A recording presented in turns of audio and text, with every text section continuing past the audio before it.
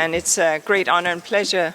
Indeed, I bring you greetings from Nairobi, another headquarters of the United Nations, where we, the United Nations Environment Programme, are proud to be headquartered for the last 52 years.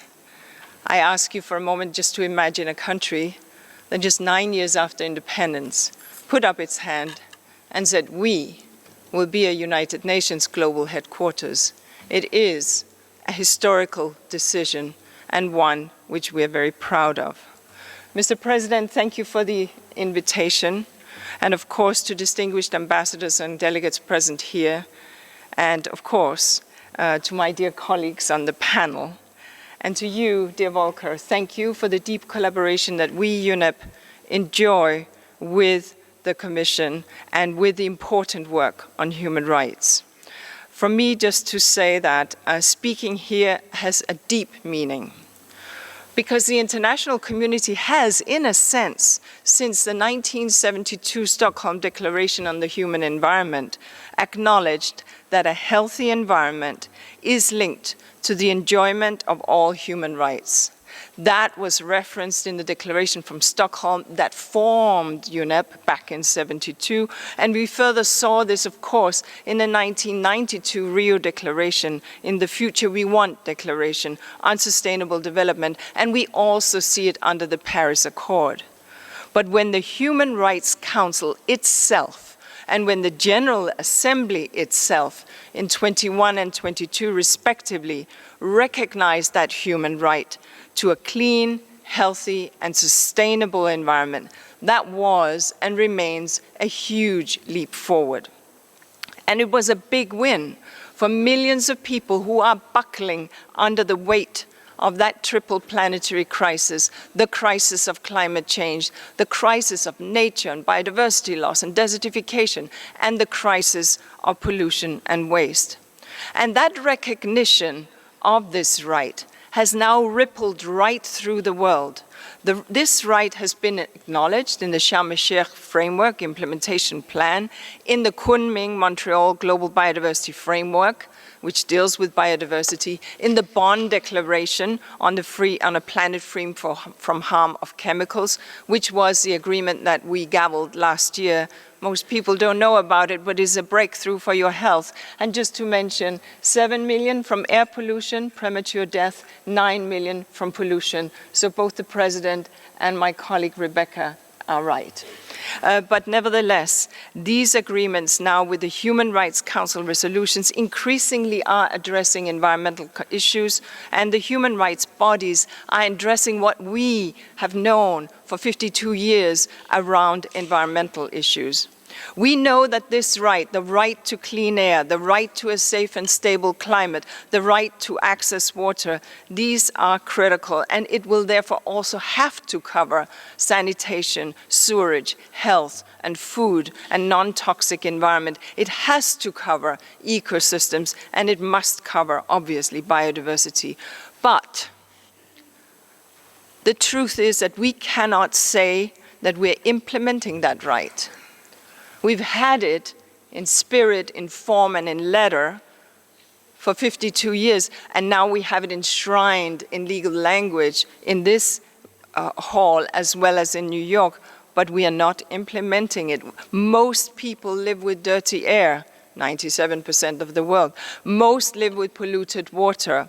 Nature is withering, damaging our food security. A destabilizing climate is bringing extreme weather. My colleagues have spoken about that. And conflicts that are often enhanced or augmented by environmental degradation are bringing carnage.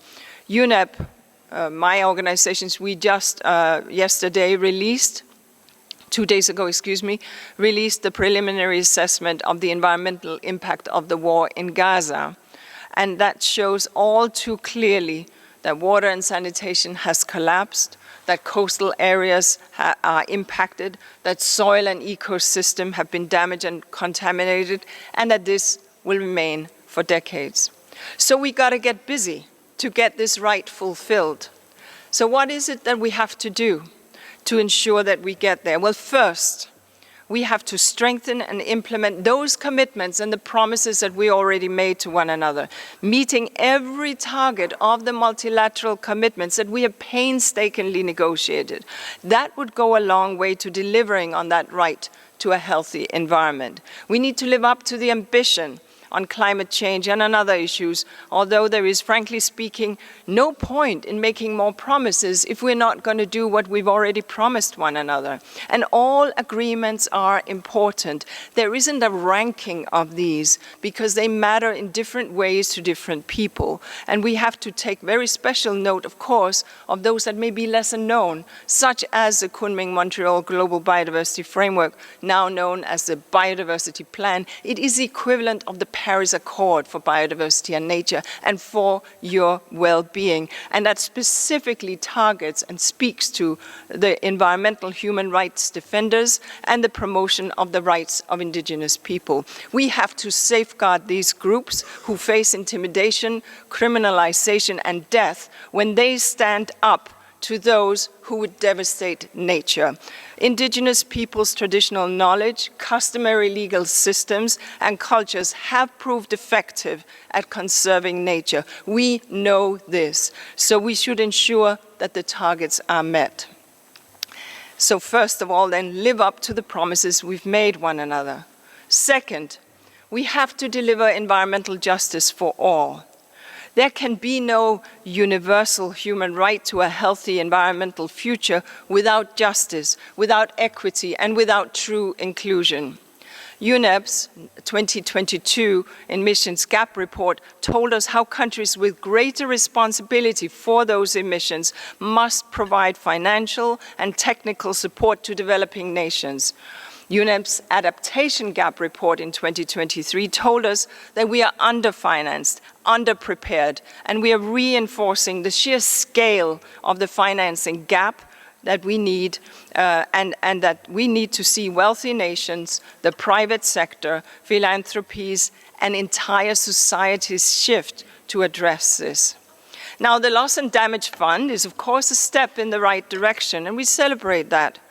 But we need more concrete pledges alongside with increased adaptation funding to support that low-carbon transformation in developing countries, many countries who still are struggling with access to energy, basic electricity access, let alone the sophisticated energy that we understand we need.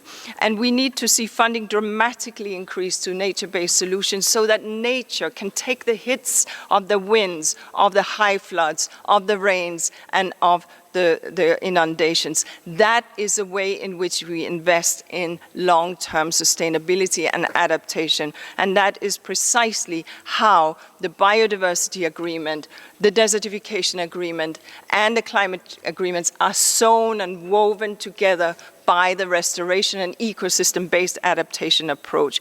We cannot deliver justice without inclusive and non-discriminatory participation in decision-making, and something that I know everyone here is striving to do, and something that we are striving to do in the negotiations for a strong, ambitious, whole life cycle plastic pollution treaty, which is under negotiations as I speak. The third point that we need to do is to accelerate the recognition of legal frameworks. Some 161 countries legally recognize the right to a healthy environment in their constitutions or in other frameworks. That is very good. Those that remain outside the 161 should follow. Regions can also consider regional instruments, and in this regard, we are proud to work with ASEAN, who is considering precisely that. We must also integrate environmental rights into how we monitor, how we review, how we report under the Human Rights Treaty bodies review and under the Universal Periodic Review. I should mention that in UNEP's 2021 report on environmental courts and tribunals, we're very happy to see that nationally or regionally based environmental courts and tribunals are expanding. Right now, we are seeing some 2,116 such tribunals and courts across the world, established in 67 countries, global north, south, east, west. We need to see more of that. I'm also happy to say that in our last report on climate litigation, we are seeing an explosion of normal folks going to court on climate rights. With a total of well over 2,100 cases last year, filed in 65 jurisdictions. Using the courts and the laws and the legal frameworks is important. And here I should mention that we, UNEP, were honored to support the 75th anniversary initiative of OHCHR, and we pledge to further advance the human right to a healthy environment, to support environmental defenders, to uphold the rights of indigenous people, to advance environmental justice, and to deliver all of this through partnership. We did that pledge because environment makes human well-being possible, because we must pull together, not apart, to overcome that triple planetary crisis. We must do this work with all the vigor and all the commitment that we have. We must do it as if our lives depended on it, because they really do. Thank you.